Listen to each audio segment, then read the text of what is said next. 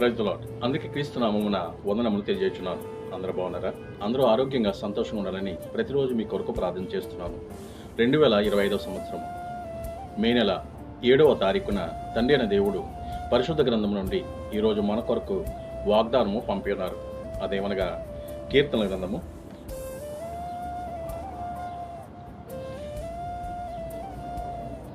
115వ దావీదు కీర్తన 14వ చరణంలో ఇలా వ్రాయబడింది. యెహోవా మిమ్మును మీ పిల్లలను వృద్ధి పొందించును. అవును, మనల్ని కన్న తండ్రి మనము ఫలించి అభివృద్ధి పొందిలాగున ఆయన మనల్ని ఆశీర్వదిస్తున్నారు.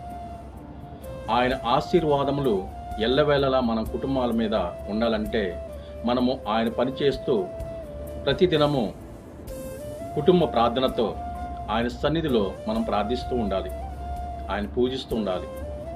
అప్పుడే మనకు ఆయన ఆశీర్వాదములు మనపై కుమ్మరిస్తారు. ఇంతటితో ఈ పరిశుద్ధ వాక్యము మన జీవితంలో ఈ రోజున నెరవేరునుగాక. ఆమేన్. Praise the lord.